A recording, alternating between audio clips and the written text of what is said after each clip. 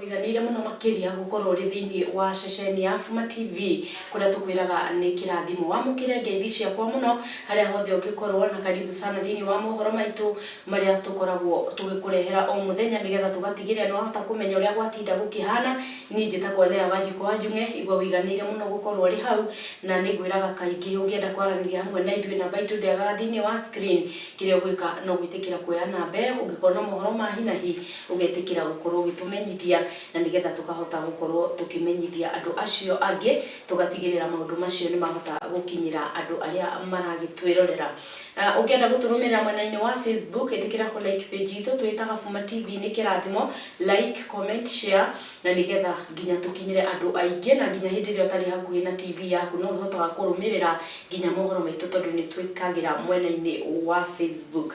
Na ngiambiriria ni ati thutha wa President William Ruto kiumia kihitukite gukorwo amurite ministers aria arakiendaga makorwo magithuthurio ni bunge ya bururi muthenya wa umuthi ni kugeire na mogaruruku ari muthenya uria kuma na gikaro kia bunge kuria atongoria kana abunge megukoretwo magicemania na kuguo gwakorwo ati kwina mogaruruku ma iturwa iria iragicaguritwo kana aria marari amwe agukorwo makiamurwo kana aria marakagwo vetting ni bunge na kuguo kwagia ati Soipan Tuya ni atwikire niwe ugukorwo ari minister wa ugitiri kitikiria kirahetwo kana ministry iria iratwikite ni gucokwo rita ria kere ni cokio kuri Kithure Kindiki kuguo niyo yoirwo ni Soipan Tuya nake niwe utwikire niwe wa ugitiri nake Aden Duale Aden Duale ni atuirwo wa minister kana minister wa environment na niwe ugitwikire kukigie na mogaruruku na o ni uria gukorirwo gukianirirwo ni munene wa abunge kana speaker Moses Wetangula uria ukoragwo akiri speaker wa bunge ya bururi na kuguo macio no moima mogaruruku toria tuhariririo ni mwandiki witu wa mohoro Paul Wachira. The names of persons submitted to this House for approval for appointment as Cabinet Secretaries are as follows. Honorable Professor Kithure Kindiki, EGH, Cabinet Secretary, Ministry of Interior and National Administration. Dr. Deborah Mulongo Barasa, Cabinet Secretary, Ministry of Health. Honorable Alice Wahome, EGH, Cabinet Secretary, Minister of Lands, Public Works, Housing and Urban Development. Dr. Julius Migos Ogamba, Cabinet Secretary, Minister of Education. Honorable Roslinda Soipan Tuya, EGH, Cabinet Secretary, Ministry of Defense. Dr. Andrew Mwihia Karanja, Cabinet Secretary, Ministry of Agriculture and Livestock Development. Order. Order. Order. On order.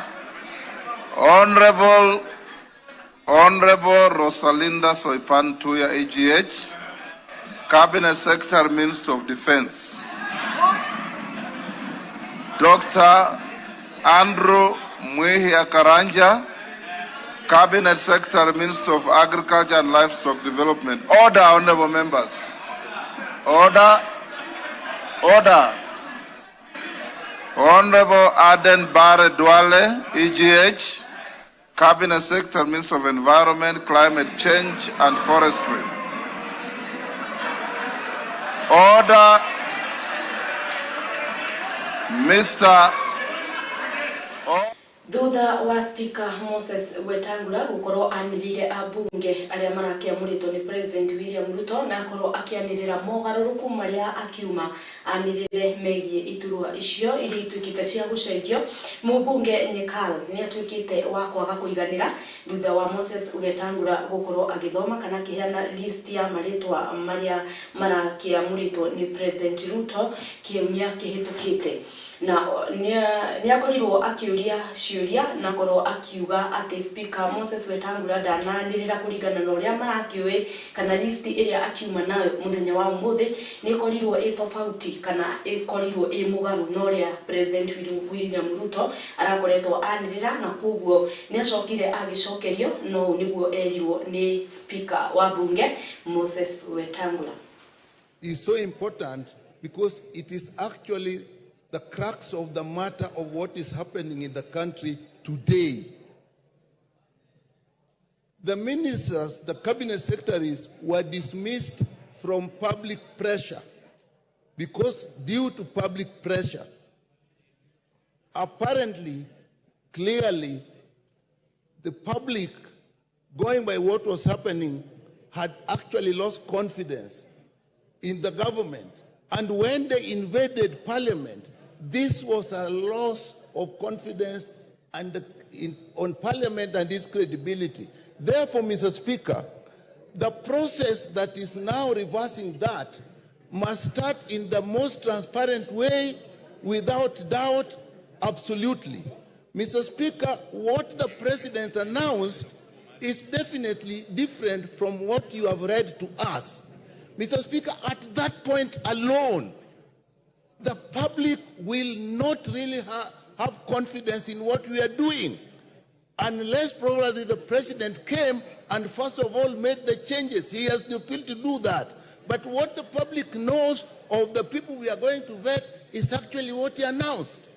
Now, what we are going to vet now is totally different. Mr. Speaker, what the people believe, whether they are right or wrong, is important. People act from their belief. And when they were running and attacking at the National Assembly, it is arising from their deep belief that we do not represent their interest, we are not credible to them. Therefore, Mr. Speaker, I find, and you really need to clarify this, why the list you have read to us is different from what the President read. We are starting from a very weak point on that basis alone, Mr. Speaker. We really need to preserve this country, and particularly this House. The challenges are going to be bigger. Leave alone the issue that you dismiss people and then you bring them back. The question is, why did you dismiss them in the first place? But leaving that aside, Mr. Speaker, that credibility is required. We should have the same list, Mr. Speaker. Honorable Dr. Nyikal, as a House of Parliament, we are a House of record. And the record we have is a communication from the Executive Office of the President. And it must be in writing and signed by the President. And it is right here. That is the President's signature, you can see. And that is the communication letter from the Head of Public Service. The President, like anybody else, has the right to change his mind on what he has decided.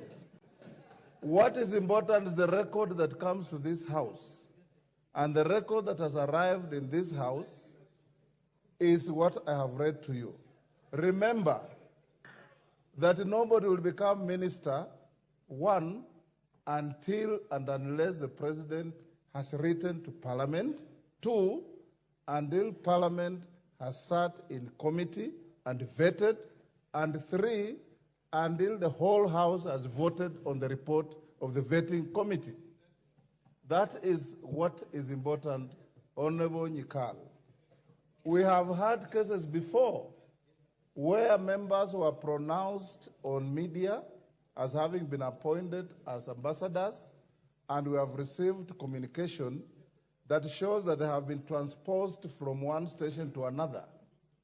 And we have Tugithie na mbere ni ati mubunge wa Homa Bay niwe Kaluma Opondo nigire ati one marenda mari abunge thini wa bunge rindiria makiuma ko mucemanio-ini wao ne kugaga ati ni mekwenda gukorwo makiona list ya maritwa maria maneanitwo ma mwena wa opposition leader Raila Amolo Odinga kuria kwina cabinet aria maratuika ati ona ne megukorwo makirutithania wira na President William Ruto na niguo gugikinyiria muthenya wa rucio list yo ikorwo ikinyiire mutongoria wa bururi President William Ruto.